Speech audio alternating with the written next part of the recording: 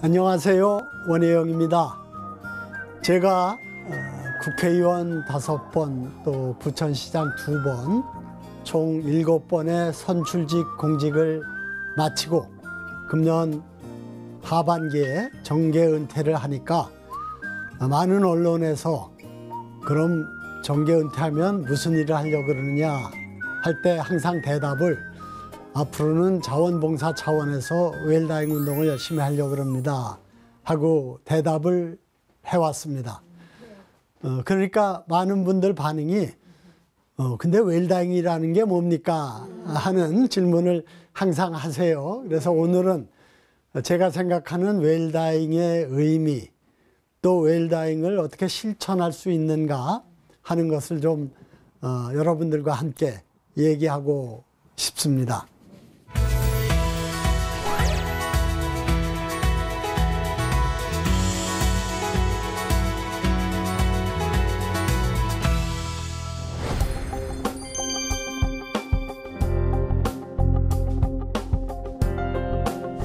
웰다잉 얘기를 하면 우선 반응이 웰리빙도 힘든데 웰비잉이라 그러죠.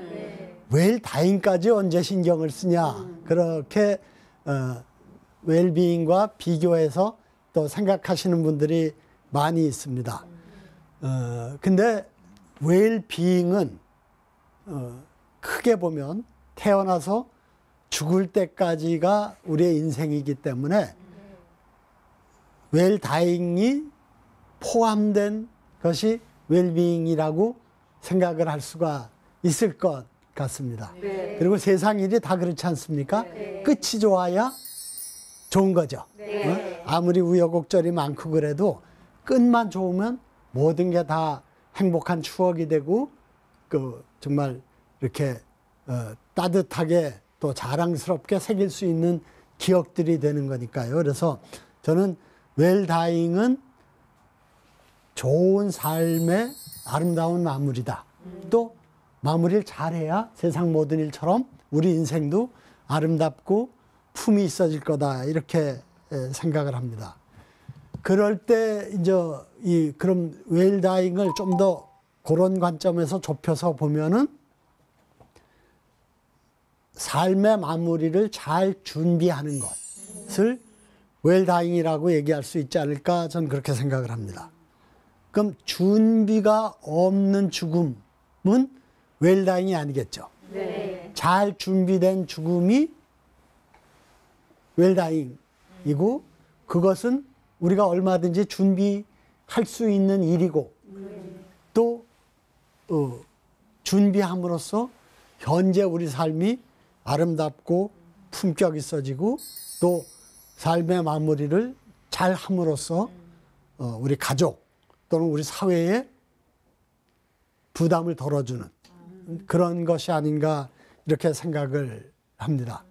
그러니까 준비를 한다는 것이 저는 웰다잉의 핵심이 아닌가 이렇게 생각을 합니다. 제가 웰다잉에 관심을 갖게 된 것은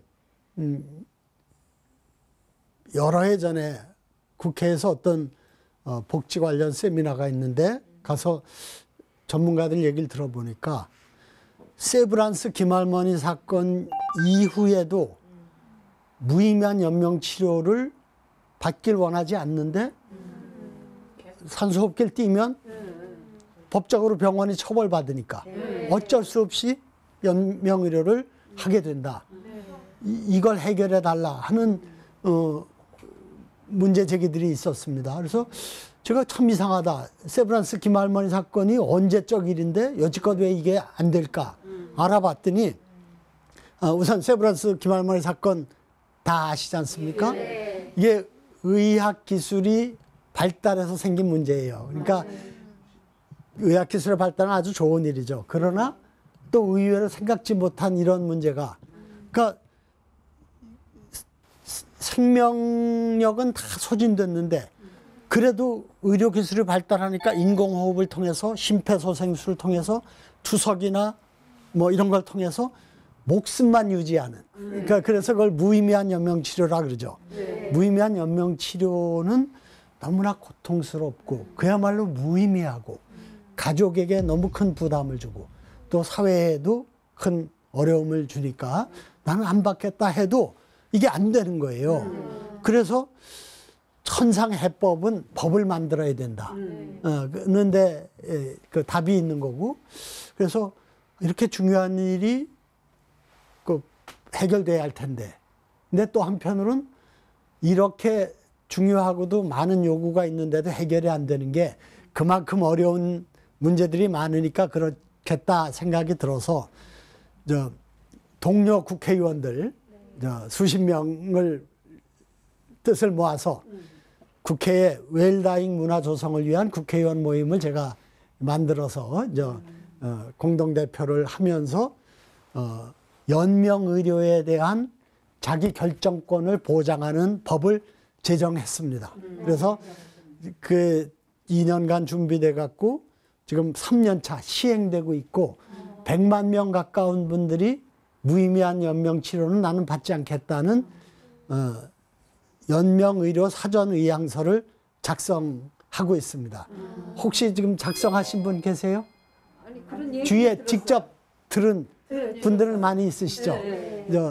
아직 뭐 100만 명이 안 됐으니까 이제 막 시작 단계고 좀 널리 홍보해서 꼭 그걸 하라는 건 아닙니다. 아, 내가 무의미한 연명치료를 의 경우에 해당될 때 안 받을 것인가 받을 것인가 한번 생각해보고 안 받겠다고 게 낫겠다고 생각하면 그 뜻을 내가 결정하고 국가가 법을 통해서 보호하고 관리해주는 이런 게 지금 연명의료에 대한 자기 결정권에 대한 문제입니다. 그러니까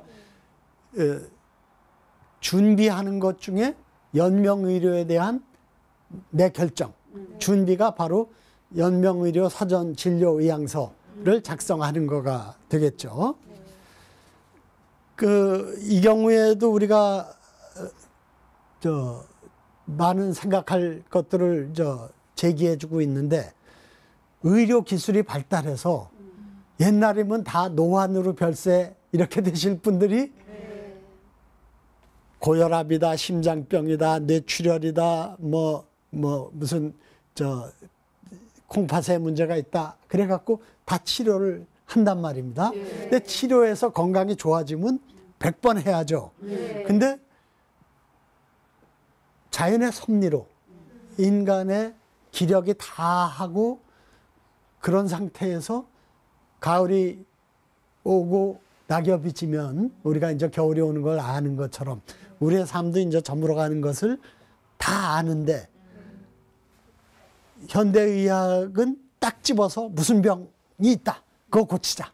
이렇게 되는 거거든요. 저는 그거 관련해서도 인제는 한 번쯤 생각해 볼 기회를 가지면 좋겠다. 생각해 볼 여유를 가지면 좋겠다. 이렇게 생각을 합니다. 만일 우리 아버지 또는 우리 친구의 엄마가 그런 경우에 해당돼서 응급실 중환자실 가서 처치받고 또 이 인공호흡기 끼고 해서 지금 중환자실에 누워 계신다면 그것이 과연 좋은 일인가? 구체적으로 우리 아빠, 엄마 또는 우리 친척 또는 친구의 부모가 이런 경우가 됐을 때 응급처치를 했다면, 연명치료를 했다면 더 오래 사시지 않았을까? 어떨 것 같아요? 일단 더 오래 살 가능성은 아주 커지겠죠? 뭐 그럴 거예요. 근데 한 번 더 생각해 볼 게 과연 그게 좋은 일인가? 한번 생각해 보는 게 저는 웰다잉이 아닌가 생각을 해요. 이미 천수를 누리고 죽음을 맞이하게 돼 있는 나이 드신 분에게 그렇게 억지로 무의미한 삶을 유지시키는 게 과연 바람직한가 한번 생각해 보자는 거죠. 네. 요즘 우리나라 영화 중에서 세계적으로 유명해진 영화가 기생충이죠. 네. 거기 보면은 이런 장면이 나와요. 유명한 장면이죠. 아버지가 아들한테 야 아들아 너는 계획이 다 있구나 하고 감탄해요. 뭐 그냥 힘없이 그냥 휩쓸려서 끌려가면서 살아온 아버지가 그래도 뭔가 자기 계획을 하고 궁리를 하는 아들 보고 대견해서 하는 얘기죠. 저는 나이 먹은 사람들의 삶의 의미, 건강성은 바로 이 계획이 있느냐 없느냐의 차이가 아닌가 그렇게 생각을 합니다.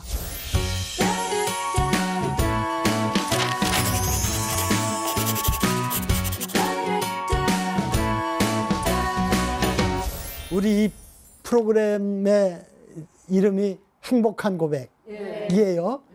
고백이 뒤로 돌아간다. 고백이죠. 근데 그 고백은 행복했을 때, 내가 아주 보람 있었을 때로 돌아가는 거지 재미없고 아유 끔찍한 때로 돌아가자는 게 아니잖아요. 그럼 그 가장 희망차고 의욕적이고 열심히 했을 때의 상태가 뭔가?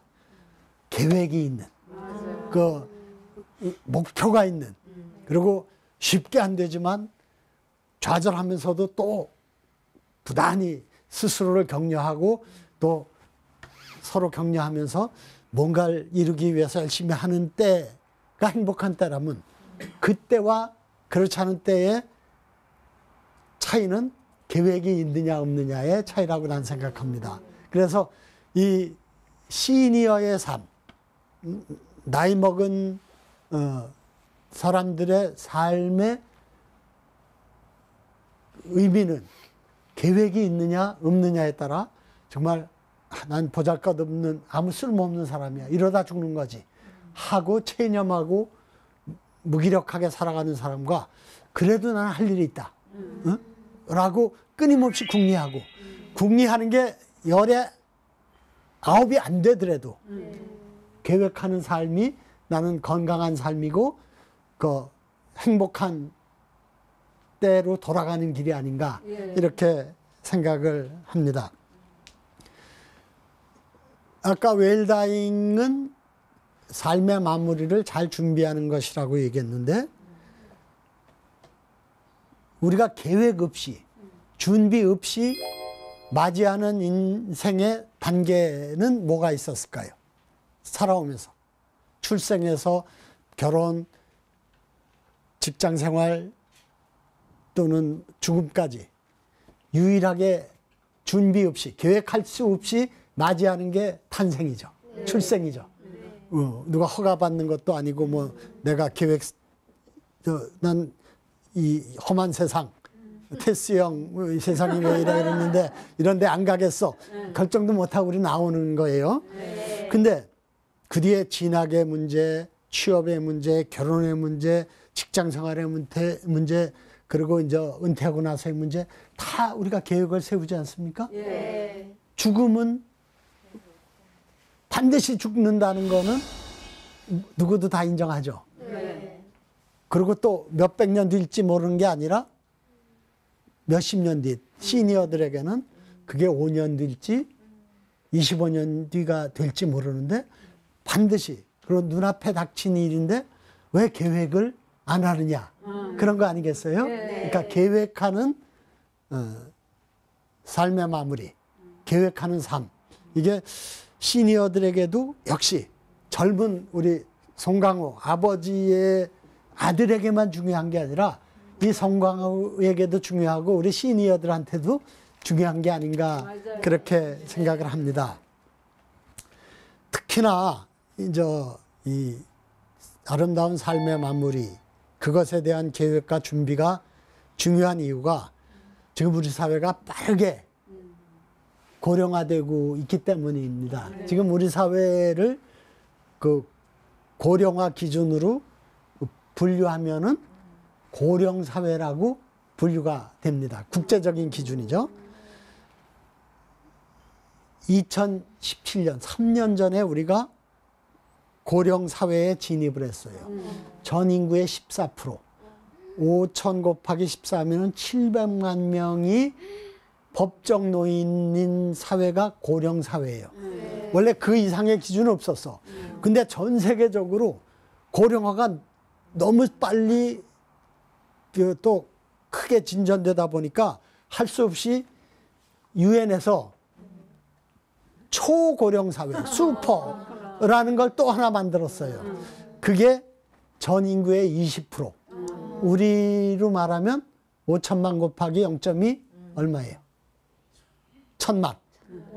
시대가 몇 년 뒤가 될까요? 5년 뒤, 2025년도에 초고령 사회에 진입합니다. 이것은 축복이라고만 보기는 어려운 문제입니다. 노인 인구의 10%가 통계적으로 치매를 갖게 됩니다. 그런데 그렇기 때문에 우리는 이 웰다잉이야말로 내 삶의 마무리에 대한 준비, 내가 죽음을 피할 수 없는 인생의 마지막 단계인 죽음을 잘 준비하는 것이야말로 내 개인의 삶을 건강하고 품위 있게 만들고 우리 가족과 사회의 부담을 줄이고 갈등을 해소하는 아주 중요한 내 실천이 아닌가 그렇게 생각을 합니다. 이 천만 노인 시대에 특히 우리 사회는 준비가 안 돼 있기 때문에 어려움이 더 큽니다. 보통 삶의 질이 이렇게 내려가는 기점이 나이로는 이제 노인이 되는 것, 생활 리듬으로는 은퇴자가 되는 것, 열심히 일하다가 갑자기 할 일이 없어지고 갈 데도 없어진 이것이 이제 그러니까 퇴직의 시점, 그리고 또 건강이 나빠지죠. 이게 어울려서 삶의 질이 떨어집니다. 그리고 또 하나는 지금까지 말씀드린 삶의 마무리에 대한 준비가 없었기 때문에 더 당황스럽고 힘들고 삶의 의미가를 내가 못 갖게 되고 그런 거 있죠. 그래서 뭐 퇴직한 거 어쩔 수 없죠. 건강이 나빠지는 것도 어쩔 수 없죠. 물론 저 열심히 봉사하고 또 일하기 위해서 노력도 해야 되고 좋은 건강을 유지하기 위해서 운동도 하고 뭐 저 등산도 하고 산책도 하는 건 중요한 일이겠지만 하면 마음만 먹으면 할 수 있는 게 삶의 마무리에 대한 준비 아니겠어요? 그래서 저는 이런 그 웰다잉에 대한 이해와 관심 그리고 실천은 참 우리 삶을 건강하게 뜻있게 만드는 데 중요한 일이다. 그렇게 생각을 합니다. 그래서 우리 다시 송강호의 말을 빌리면 여러분은 계획이 있으십니까? 노인이라고 시니어라고 난 뭐 이제 할 일도 없고 내가 무슨 계획이 있겠어. 그렇지 않다는 거죠. 네. 버킷리스트라는 영화 보신 분? 잭 니콜슨, 모건 프리만 그거 꼭 보세요. 정말 재밌어요. 네. 구두쇠 재벌 영감님과 저 이런 서민 그 노인이 한 병실에 있는데 거기서 얘기가 되다가 하다 보니까 우리가 죽기 전에 뭐 좀 해볼 계획 좀 세워보자. 이게 버킷리스트예요. 네. 버킷리스트가 이렇게 교수형을 당할 때 이렇게 물통에다가 위에 딛고 서서 매달았다가 물통을 빵 차면은 대롱대롱 매달려. 그러니까 마지막 생명을 바쳐주는 게 버킷, 물통. 그 죽기 전에 하고 싶은 일들을 내가 계획하는, 적어보는 게 버킷리스트예요. 거기 보면은 10개의 버킷리스트를 만드는데 장엄한 광경을 보기, 낯선 사람 도와주기, 눈물 날 때까지 웃기, 무스탕 셀비로 카레이스링 한번 해보기, 응? 최고의 미녀와 키스하기. 근데 무스탕 셀비는 돈이 엄청 많아야 되지 않겠어요? 최고의 미녀, 여기는 저 남자들 얘기니까 그런데 최고의 미남과 키스하기, 이거는 또 이게 쉽지가 않잖아요. 근데 앞에 장엄한 광경 보기, 낯선 사람 도와주기, 눈물 날 때까지 웃기. 이건 마음만 먹으면 하잖아요. 그잖아요. 별거 아니에요, 버킷리스트. 그리고 나는 이렇게 10개의 버킷리스트를 만들어 보는 일 자체가 아주 신나는 일일 것 같아요. 이 중에 한두 개 못할 거 없고, 설사 아무것도 못하더라도 이런 계획, 궁리를 한다는 것 자체가 내 삶의 자극이 될 것 같다는 생각 드시죠? 그렇죠? 예. 한번 버킷리스트 만들어 보시고, 어차피 이제 새해를 머지않아 맞지 않습니까? 이 세모에 지금까지 살아온 것 또 올해 삶을 한번 정리해 보고, 새해에는 내가 요것만은 꼭 하고 싶다 하는 것을 10가지면 좋고 2가지면 어떻습니까? 한번 12월 31일 날 한번 써보시고 그러시면 좋을 것 같아요. 그래서 이 멋진 노년 생활도 우리가 계획하고 준비함으로써 멋지게 만들 수 있다. 무의미하고 무기력한 시니어 생활이 아니라 보람 있고 힘차고, 야 정말 이번 정초에는 해 뜨는 걸 보러 어딜 가보자. 그리고 낙조를 보러 서해안에 어디 가보자 할 수 있는 거죠. 그리고 또 장어만 내가 평소에 가봤던 것 중에 어디가 정말 참 좋았다. 새해는 꼭 정말 우리 부부 한번 가보자. 이렇게 될 수 있지 않을까 싶어요. 노년기라는 거는 참 준비되지 않은 시기이기 때문에 어려운 것 같아요. 그리고 또 기력도 떨어지고 경제적으로도 경제활동을 못하니까 어려워지고, 그렇기 때문에 우리가 더 쉽게 무력하고 체념하고 좌절하고 낙담하는 인생의 시기가 되는 거 아닌가 싶습니다. 근데 또 나이가 든다는 것, 시니어가 된다는 것은 그 나름대로 내 삶을 보다 여유 있게 넉넉하게 크게 정리하는 또 좋은 기회가 아닌가 싶습니다. 아메리칸 인디안들은 말 타고 막 가다가 한참 가다가 반드시 멈춰 쓴답니다. 왜 쓸까요? 뒤돌아보든지. 그러니까 뒤돌아봤으면서 내 영혼이 너무 내가 빨리 말 타고 왔기 때문에 못 쫓아올까봐 그 영혼하고 떨어지면 큰일 나잖아요. 그러니까 기다리는 거예요. 저는 은퇴기라는 것, 은퇴기를 맞는 것, 시니어가 됐다는 것은 그동안 열심히 달려온 말을 멈추고 한번 기다리는, 정리하는, 그럼으로써 앞으로 가야 갈 길이 더 건강하고 목표가 있어지고 그 책임감이 있어지는 그러한 중요한 한 기점이 아닌가 이렇게 생각을 합니다. 다시 이제 이 연명의료 문제로 다시 돌아가서 연명의료가 지금 말씀드린 것처럼 시행한 지 지금 3년 차입니다. 100만 명 가까운 분이 작성을 하고 있습니다. 근데 그분들의 경우에 그러니까 많은 분들이 그거 그래 필요하지, 정말 그 잘한 일이야. 그렇게 내가 이제 그 정치 활동, 국회의원 활동 중에서 대표적인 업적으로 무의미한 연명 치료에 대한 자기 결정권을 보장하는 법을 만들었다. 그러면 그렇게들 칭찬해 주시고 그래요. 근데 막상 이걸 가서 하려면 어디서 하는지 몰라요. 혹시 아는데 들어보신 거 있는 분? 그냥 기로 흘려. 그러니까 어디 가면 할 수 있다. 예. 그러니까 지금까지 종합병원, 대학병원급은 다 돼 있어요. 그리고 그 건강보험공단은 어디 시군구에 다 있어요. 거기선 전문 상담사가 있어서 상담하고 작성을 해줍니다.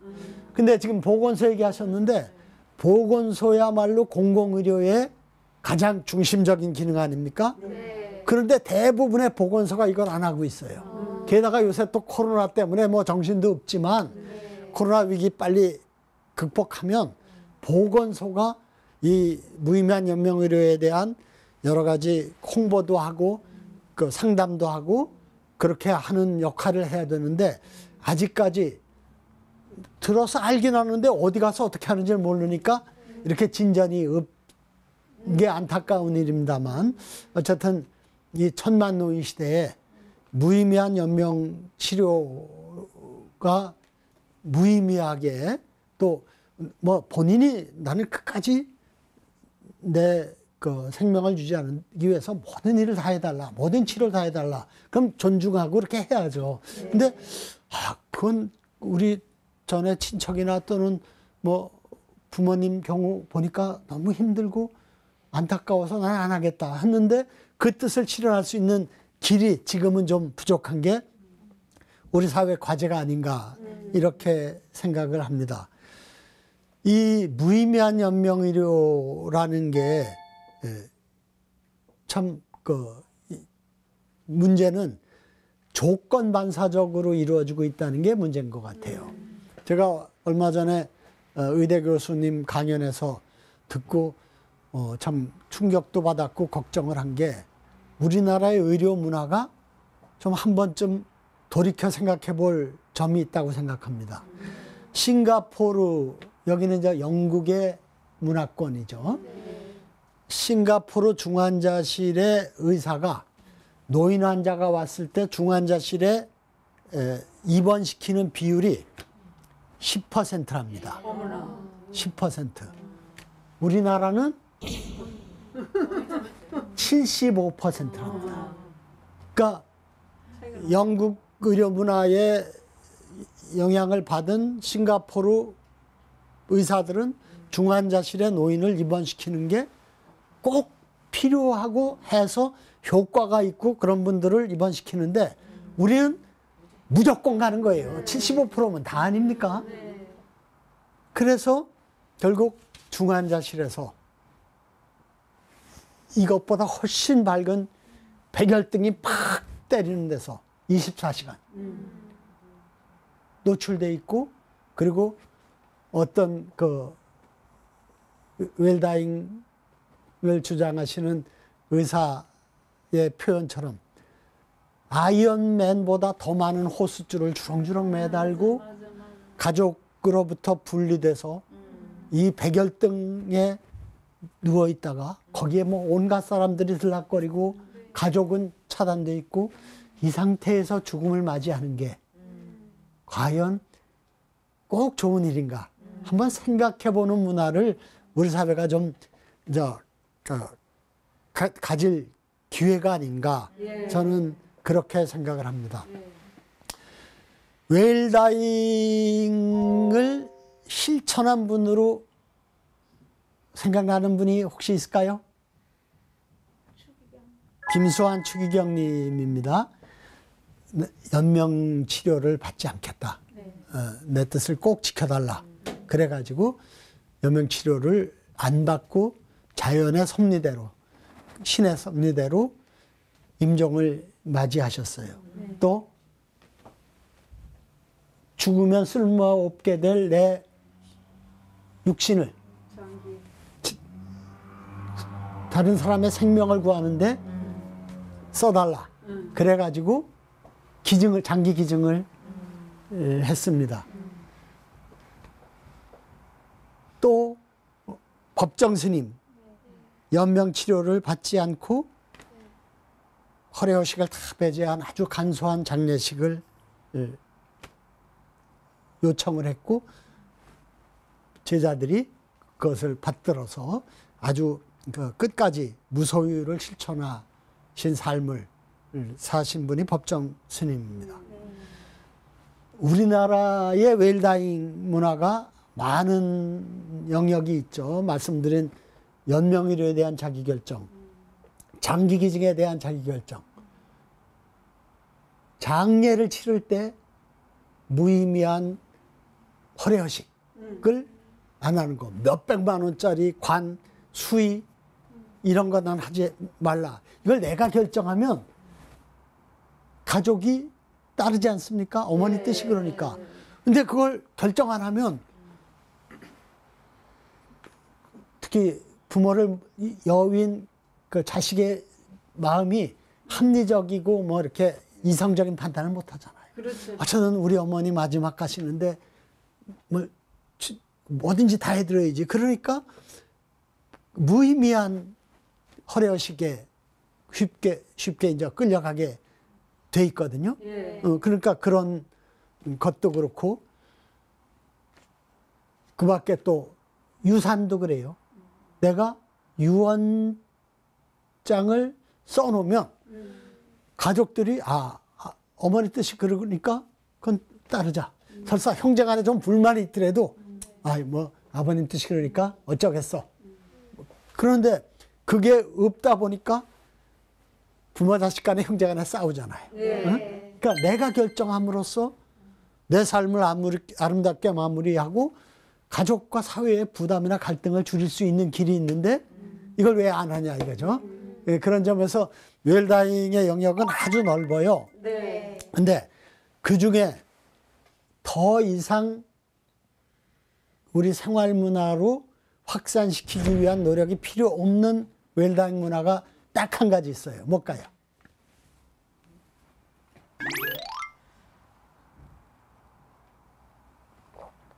화장 문화예요. 화장. 장묘 문화. 20년 전만 해도 상가 가서 상주한테 화장하냐고 못 물어봤어요. 오죽 딱하고 어려우면 화장하냐. 근데 지금은 전부 다 화장하죠. 있는 사람 없는 사람 잘난 사람 못난 사람 구별 없이 할 사람하고 안 할 사람 안 하고 90%가 화장을 하잖아요. 네. 이게 저절로 된 게 아니에요.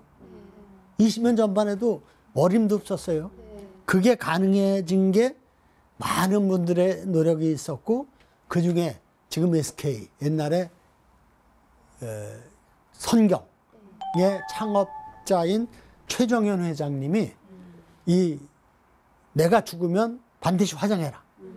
그렇게 유언을 남겼고 후손이 실천을 했어요. 500억을 기부해서 첨단 화장시설을 갖췄어요. 그걸 기부했어요. 사회에 공헌했어요. 그래가지고 지금은 화장이냐 매장이냐 하는 것이 우리 사회에 이제 이슈가 아니지 않습니까? 네. 이렇게 많은 분들의 노력으로 웰다잉 문화가 이제 하나하나 지금 확산되고 있는데 어쨌든 유일하게 성공한 웰다잉 문화가 장묘 문화, 화장 문화고 나머지 연명의료라든가 유언장 작성이라든가 장기기증이라든가 이런 거는 전혀 지금 이제 아직 사회에 먼 과제로 남아 있고 이제 막 첫걸음이 아닌가 그렇게 생각을 합니다. 장기기증 문제도 제가 좀 꼭 드리고 싶은 게 몇 년 전 통계를 보면 장기기증, 시신기증을 포함해서 한 분이 한 해에 450명이에요. 그런데 장기기증을 받겠다고 신청해 놓은 사람들은 얼마쯤 될까요? 엄청나겠죠. 3만 5천 명이에요. 450대 3만 5천. 거의 100대 1의 비율입니다. 내가 죽을 때 어차피 못 가지고 가는 내 장기, 내 시신을 여러 가지 찜찜한 것도 있죠, 물론. 그렇잖아요. 장례 치를 때도 복잡한 문제가 있습니다. 근데 그런 걸 따지기에는 너무나 소중한 우리 이웃의 그 생명을 구한다는 게 얼마나 중요한지 모르겠어요. 그리고 또 한 번 더 적극적으로 생각해 볼 필요가 있다 생각이 드는 게 장기 기증을 하신 분은 450명이라 그랬죠? 예. 도움을 받은 분은 몇 명일까요? 450명일까요? 플러스 알파입니다. 이걸 원소스 멀티유즈 개념으로 설명하는 게 적절하진 않을 것 같습니다만 내가 장기 기증을 하는데 필요한 사람은 각막, 콩팥, 뭐 심장, 무슨 피부, 뭐 이런 거니까 여러 사람이 혜택을 받아서 450명이 기증을 해서 1,700명이 그 혜택을 받는데요. 그럼 정말 이건 참 귀한 일 아닌가, 보람 있는 일이 아닌가 한번 다시 생각해 볼 일이다 이렇게 생각을 합니다. 그리고 유언장도 중요한 이 웰다잉의 실천 영역입니다. 크게 보면 내 건강과 생명, 신체에 대한 내 결정이 연명의료에 대한 결정, 장기 기증에 대한 결정, 장묘 또는 장례 문화에 대한 결정이죠. 그럼 또 하나 큰 게 내가 평생 열심히 일해서 번 재산, 돈을 어떻게 정리할 건가? 이것도 자기 결정권의 문제죠. 아까 유언장 얘기했지 않습니까? 미국은 유언장 작성 비율이 56%랍니다. 우리나라는 몇 프로쯤 될까요? 1%도 안 됩니다. 그러니까 미국은 다 쓰고 우리는 다 안 쓰는 거예요. 이게 미국 사람들은 다 유언장 써서 정리할 만한 재산이 다 많은 부자들이고 우리나라 사람들은 쓰고 말고 뭐 건덕지도 없는 다 가난한 사람들이어서 안 쓸까요? 이게 문화의 차이입니다. 거기는 오래전부터 써온 문화가 있었고 그러니까 안 쓰면 이상한 거고 우리는 아무도 안 쓰니까 뭐 어떻게 하는지도 모르고 뭐 그러니까 그냥 많은 거예요. 생각하다가 많은 거예요. 그리고 또 아마 우리는 열심히 일해서 크든 작든 소중한 내 재산을 만들어 본 경험이 우리는 짧아서 그럴지도 몰라요. 근데 어쨌든 열심히 일해서 소중한 내 재산을 모은 분들이 대부분인 시대가 지금 우리 와 있거든요. 지금 70대, 80대, 90대 분들 다 열심히 일해서 그게 강남에 몇백억짜리 빌딩이든 아니면 작은 연립주택이든 하다못해 전세보증금 뭐 1억이든 간에 그런 소중한 재산이 내가 있거든요. 이 평생 힘들게 모은 내 재산을 내가 어떻게 죽을 때 정리할 건가? 뭐, 나 그래서 마지막으로 어떻게 쓸 건가? 를 내가 결정해야지 왜 그걸 법의 손에 맡깁니까? 그런 거 자식 간에 싸움 나잖아요. 그러니까 난 이 유언장 쓰기 운동도 아주 중요한 것 같아요. 그러다 보면 좀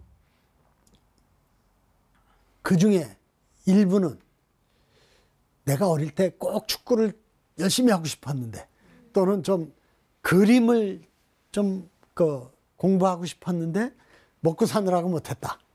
그러니까 축구 꿈나무한테 또는 또 그림을 잘 그리는 내 환경이 어려운 우리 청소년 지도에 좀 써라.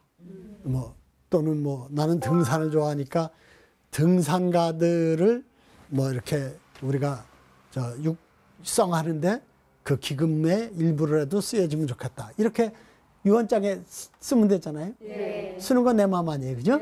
그리고 그거를 그렇게 내 재산의 일부를 좋은 일 또는 내가 하고 싶었던 일에 쓰여지도록 기부하는 걸 유산기부라 그래요. 영국과 미국이 대표적인 기부문화 국가입니다. 크게 대별되는 게 유럽의 대륙 국가들은 국가가 복지를 주도해요. 세금 많이 물리고 그리고 요람에서 무덤까지 복지를 뒷받침합니다. 근데 뭐 어느 게 좋고 어느 게 나쁘다고 얘기할 수는 없지만 우리 사회도 현재 저부담, 낮은 세금 부담에 그러니까 쓸 수 있는 돈이 적으니까 낮은 복지인데 우리가 갈 수 있는 게 세금 좀 더 올려야 돼요. 복지하려면. 근데 그래봐야 중부담에 중복지로 갈 수밖에 없다. 그러면은 이렇게 한정된 복지의 혜택을 받기 어려운 사람들, 더 나가서 문화, 예술, 과학기술, 탐험 이런 것들을 발전시키는 거는 세금만 갖고 하기는 어려워요. 뜻 있는 분들의 기부가 뒷받침됐을 때 그런 게 이제 많이 활성화가 될 수 있겠죠. 그래서 저는 이 유산기부 운동도 좀 우리가 선진사회, 품격 있는 사회를 만드는데 꼭 필요한 게 아닌가 생각을 하고, 작년에 우리 국회에서 기부 운동을 하는 여러 단체들하고 뜻 있는 분들하고 해서 유산 기부의 날을 9월 24일로 선포하는 행사를 했습니다. 제가 국회에서 기부문화 선진화 국회의원 모임에 또 대표를 맡고 있어서 그런 걸 시작했는데 앞으로 잘 발전이 되면 좋겠다, 그런 생각을 합니다. 영국의 경우 유산기부 운동의 이름이 레가시 10. 레가시는 유산이죠. 유산 10. 10%. 10% 기부하기. 우리가 종교에서 11조 개념이라는 게 있잖아요. 그게 나도 생활하기 힘들지만 그래도 내가 열심히 일해서 번 내 수입의 10%는 내가 귀한 종교, 그리고 또 그 종교가 하는 여러 가지 좋은 일에 쓰여달라고 기부하는 거 아니겠어요? 그죠? 그래서 기부금 처리도 다 해주죠. 우리 종교기관에 기부한 거는. 그래서 이 기부를 10%를 하자 하는 운동이 그것도 오래되지 않았어요. 70년대 시작돼서 90년대에 활성화됐는데, 말씀드린 것처럼 영국과 미국은 대표적인 기부 문화 국가입니다. 그 영국의 기부 총액의 30%가 유산 기부로 이루어지고 있어요. 그래서 저는 유산 기부 운동도 좀 적극적으로 우리가 좀 활성화할 만한 의미가 있는 이 웰다잉 운동이 아닌가 생각을 합니다. 그리고 지금 당장 10분의 1 내라 그러면은 좀 부담 아니에요. 내가 어차피 죽으면 못 가지고 하는 건데, 다도 아니고 반도 아니고 10%쯤 내가 평소에 하고 싶었던 일, 또 좋은 일이라고 생각했는데 귀하게 쓰여지게 내가 기부한다는 건 내 삶의 마지막 그 준비로서 멋진 일 아닌가, 그런 생각을 저도 합니다. 그래서 이 웰다잉에 대해서 지금까지 여러 가지 말씀들을 드렸는데, 어쨌든 아름다운 삶의 마무리를 위해서 내가 결정해야 할 일들이 있다. 아무것도 없는 게 아니다. 이러다 죽는 게 아니다. 그걸 다시 한번 생각해 보는 것. 그리고 구체적으로 뭐가 있느냐. 사전 의향서 쓰는 거, 사전 장례 의향서 쓰는 거, 장기 기증 서약하는 거, 또 후견인 정하기라는 성년 후견제도, 임의 후견제도라는 게 있습니다. 치매, 참 끔찍한 일이에요. 근데 언제 어떻게 될지 아무도 모르잖아요. 그리고 100만 치매가 시대가 눈앞에 닥쳐 있습니다. 그것도 내가 준비해야 됩니다. 그러니까 가족 관계가 그동안에는 이런 걸 다 뒷받침했지만, 이제 자식들도 떨어져 나가고 1인 노인 세대가 많지 않습니까?